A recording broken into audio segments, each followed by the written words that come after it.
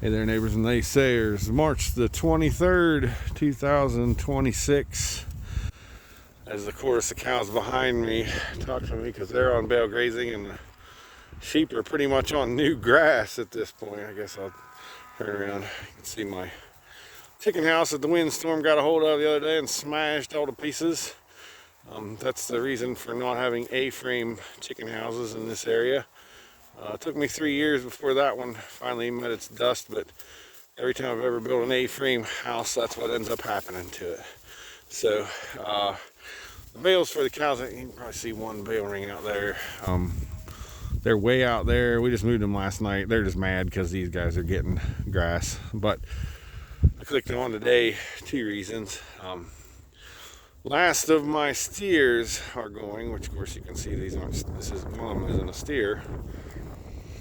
Tomorrow morning, so it's sort of a bittersweet night. I spent this whole steer's life moving him every single day, and he's not as done as I'd like him to be. He's not as big as I'd like him to be, but he's got a date and he's going tomorrow, and then cull cow there with him goes at the same time. It's too bad. Her udder looks great right now, but man, when she fills up with milk to have a calf, she's so swollen that the calf can't eat. And she lost her calf this last year. I don't know about the year before. I'm thinking she might have even lost it 1 year before. It just wasn't very good because it didn't get a good start. But sort of a bittersweet moment when that happens, and I'm going to miss having cows in here with the sheep. I just thought I ought to just go ahead and direct some calves over here with these guys or some of the thinner cows and go ahead and get them started. And I may even do that this weekend. We'll see how it goes. Other thought, you can see kind of a dirt patch there. That's where we had the mineral tub, and we had this field as a sacrifice area this last drought here in 25. The only reason the sheep are even on that piece is just because that's what gets them the water. Otherwise, they'd be on this, just on this stuff. But I've got a presentation going this week, this Thursday, up in Stark County for Eastern Ohio Grazing Council on spring green up, spring turnout, and dealing with the spring flush, because that's going to be here before we know it. But big things to talk about. One is when we can get out, when we can go graze, and that's not always easy. But you can see this stuff here is getting there. I mean, we're getting close to 3 leaf, where the stuff, of course, that's been beat is not even close to it out there. But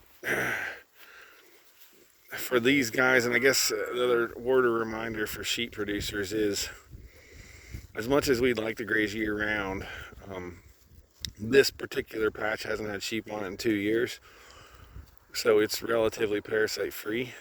But if we have all of our pastures have had sheep year round, probably grazing them this early before 4 inches isn't the greatest of idea if we're worried about parasites. I am not worried about parasites. I never worry about parasites.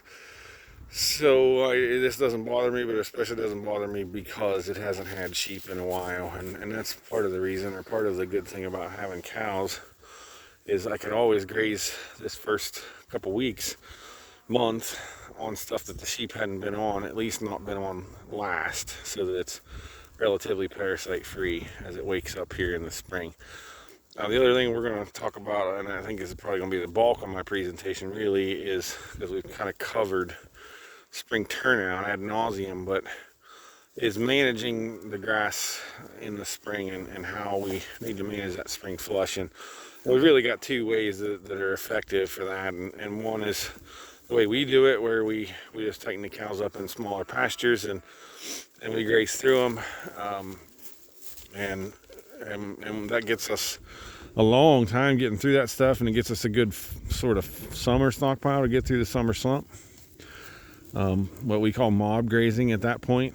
Then the other way is, as we're going through rotation, this is something that people have set paddocks can kind of use, and that is just going out and measuring your pasture, and when it gets above 11 inches, skip ahead to the pasture that is 11 inches and mow the ones that you skip for hay, and just continue to do that. Now the problem with that is you got to have the weather, and that's rough in the beginning of the year.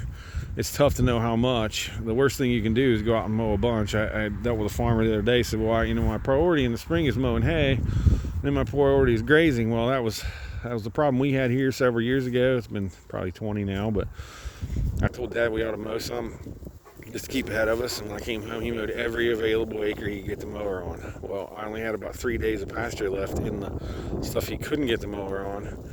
So then I had 3 days of grazing, and then we had to turn around and feed that hay back to the cows until everything grew back enough to go back out and graze. So we got to be real careful about how much we mow. And my idea and the best way to do it is just skip those pastures, skip ahead until it's to the right height, and then mow the ones that are above that height. That's the best way to do it. So you know you're going to have enough to get you in. And then there comes a point where you got to stop that too. When you get to the longest day of the year, that's over. You can't do that anymore. You're going to need to let that stuff go, and probably even earlier than that, you need to stop doing that. But I mean, I think there's a system there. There's two different things. The way we do it, we got lower quality feed, but probably still beef quality feed. I'm mowing it for hay sort of situation. You're going to have a whole lot higher quality, but you're going to have a whole lot lower quantity than we have. So it's a balancing act. I wish we could do both, but it's just not in the cards for us. I think there are some advantages to mowing hay, and part of that advantage is having that 60 days of cushion that we like to talk about, or I like to talk about. I've done the studies, and it's just not efficient to graze 365 days a year as much as it's efficient to graze 300 days a year and have 60 days worth of hay feeding. Now, whether we do that with bale feeding and spacing it out over the whole year, or whether we feed them a set 60 days of the year, it doesn't matter. But either way, the most efficient way is to have 60 days worth of hay fed at some point. So that can be a very efficient system if we use it the right way. I just choose not to because I like having that extra growth in the summer to use, and then that sets me up good for grazing in the fall. But you know, we're a farm that moves a lot of fences. We don't have set paddocks, so that system works for me. So we'll be talking about this Thursday night up in Stark County. If you're interested in coming, check out Eastern Ohio Grazing Council's Facebook page, website, and they'll have all the date and details and time. But there's a sweet day for the old girl and the fat steer. It's funny, again, we took the last set of steers here 2 weeks ago, and we got meat back, and brisket's covered in fat, steaks have enough fat, burger has enough fat, and they look like this. And it just tells you, what we know as a fat steer is way too fat. For one, I mean, I spend time in the show world, and those steers are way too fat. And these guys here are just fine the way they are. Now, would I like them to be a little bigger? I sure would. Or would I like them to be a little smaller framed? I sure would.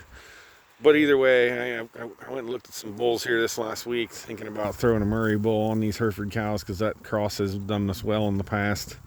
Got some decisions to make there on what kind of bull. We got several we looked at, and several different types and kinds, and which one's going to work best for our outfit. So always trying to improve. That's the one place we really need to improve, is our forage genetics and our beef cattle genetics. Even though our Herefords are good cows, good mama cows, we need a little bit smaller frame, not much, but we need something that's a little fleshier, that's going to finish better on grass, and we know it. So everything that's worth doing is worth doing, not so perfect in the first place, and then after that you get better at it. With that, I'll say, see you next time.